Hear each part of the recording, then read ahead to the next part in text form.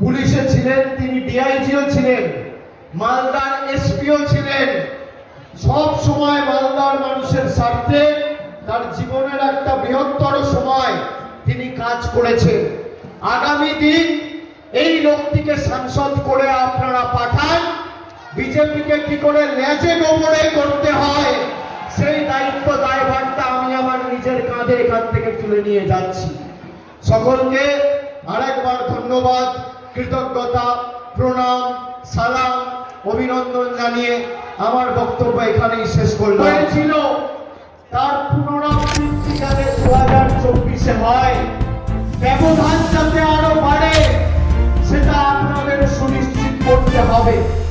আর 2019-এ মানুষ কংগ্রেসের প্ররোচনায় পা দিয়ে ভোট কাটাকাটির খেলায় ভুল বুঝে বিজেপিকে এখান থেকে জিততে, কংগ্রেসের প্রার্থীর হাত শক্তিশালী করতে মানুষ ভুল করে সেই প্রতারণায় পা দিয়েছিল।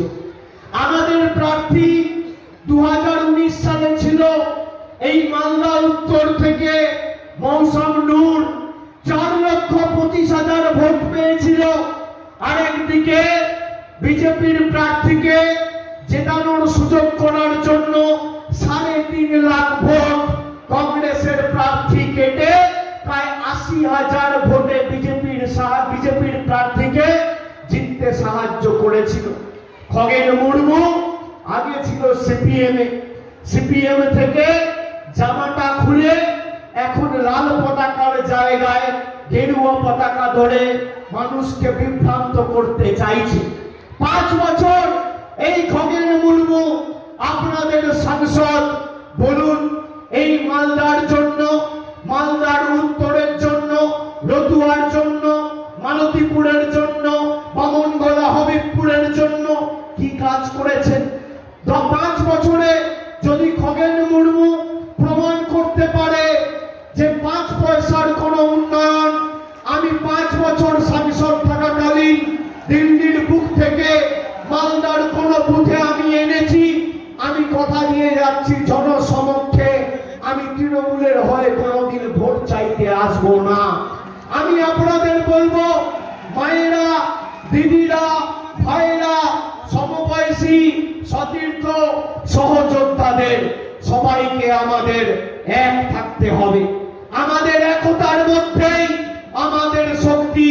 আর আমরা যদি ঐক্যবদ্ধ থাকি তবেই বিজেপির পতন আমরা সুনিশ্চিত করতে পারবো। আপনারা 2021-এ তৃণমূলকে 8টা আসনে জিতিয়েছিলেন। 21 থেকে 24 নিজের চোখে দেখেছেন বিজেপির বিরুদ্ধে কে লড়াই করছে। ভারতবর্ষের রাজনৈতিক লড়াই ইন্ডিয়া জোট বিজেপির বিরুদ্ধে করছে।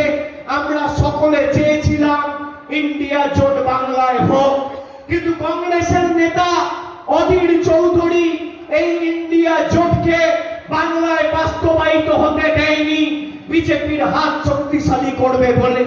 সেই অধীর চৌধুরী গতকাল জঙ্গিপুরে সভা করতে এসে, কংগ্রেস প্রার্থীর পক্ষে সভা করতে এসে বক্তব্য রাখতে গিয়ে বলেছেন তৃণমূলকে ভোট দেওয়ার থেকে বিজেপিকে ভোট দেওয়া ভালো। কে বলেছে? বিজেপির কোন নেতা বলেনি, বলেছে অধীর চৌধুরী। আপনাদের অনেকের বিশ্বাস হবে না, আমি জানি, তাই রেকর্ডিংটা নিয়ে এসেছি। আপনারা শুনুন গতকাল অধীর বাবুর বক্তব্য, শুনুন।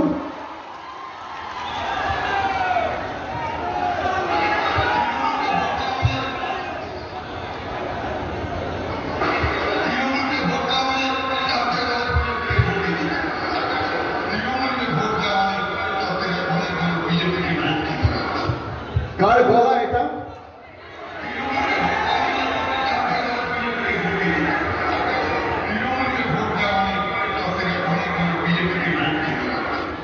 বলছে তৃণমূলকে ভোট দেওয়ার থেকে অনেক ভালো, তার থেকে বিজেপিকে ভোট দিন। আরো একবার শুনুন, শুনুন।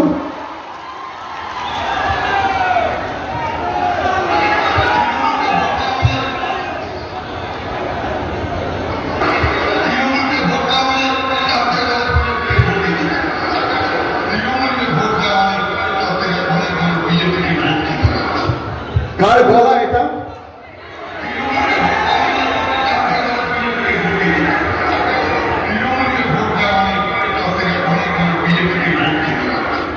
বলছে তৃণমূলকে ভোট দেওয়ার থেকে অনেক ভালো, তার থেকে বিজেপিকে ভোট দিন। আরো একবার শুনুন। সাংসদকে সুযোগ দিয়েছেন, পরবর্তীকালে সিপিএম থেকে যাওয়া খগেন মুর্মুকেও 5 বছর সুযোগ দিয়েছে।